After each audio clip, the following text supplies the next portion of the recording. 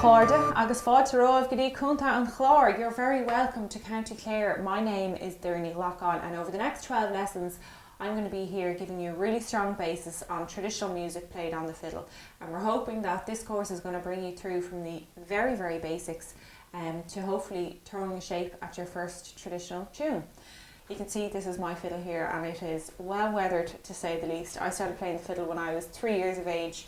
I learnt it from my father, and he learnt it from his father. I am originally from Dublin, but my grandfather comes from Donegal, and I suppose a lot of our music will be rooted in the Donegal tradition, and you'll learn a little bit about that over this course as well. I suppose how different areas in Ireland have different dialects of traditional music, and we'll touch a little bit on that later on in the course, but for now we're going to start off with the basics.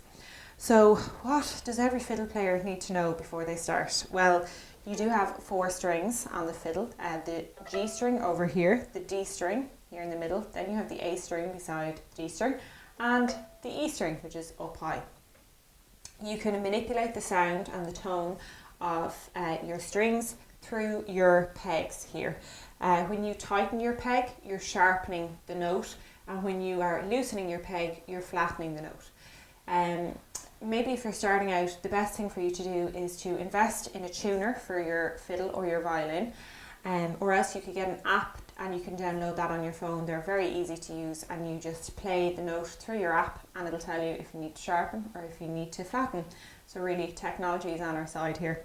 You'll see the next thing here is our small adjusters. I suppose not a lot of classical musicians would have adjusters on their fiddle, but it's something that any music shop can set up for you pretty easy, or you can buy them online as well. They're like 99¢ online, but it just gives you, I suppose, more control if you want to flatten or sharpen the sound of any of your strings. Then we have the bridge. And the general rule of thumb if you're starting out is you want to place your bow as close to the bridge as possible, because that gives you the best volume that you can out of your fiddle. This is the belly of your fiddle. This is where all the noise is going to, or music I should say, be more generous, is going to come out. Then we have the chin rest here, which is where you're going to rest your chin while you're playing.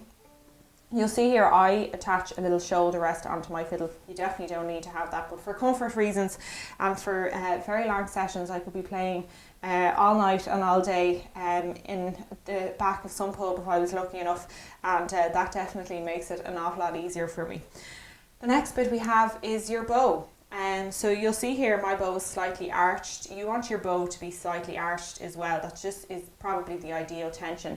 Again, you can tighten and loosen your bow, right for tight, left for loose, with this little adjuster here, and rosin as well. Of course, anywhere you buy a bow or a fiddle will, I'm sure, offer some rosin as well, so you want to just make sure that your bow is nice and rosined, not too rosin that there's loads of clouds coming out, otherwise you're going to gather dust at the bridge of your fiddle, but you get the general idea. So hopefully over the next 11 lessons after lesson 1, we will start to master the fiddle, and if you're feeling confident, I would absolutely love to see you in our Beginners 2 course. Gur míle maith agaibh.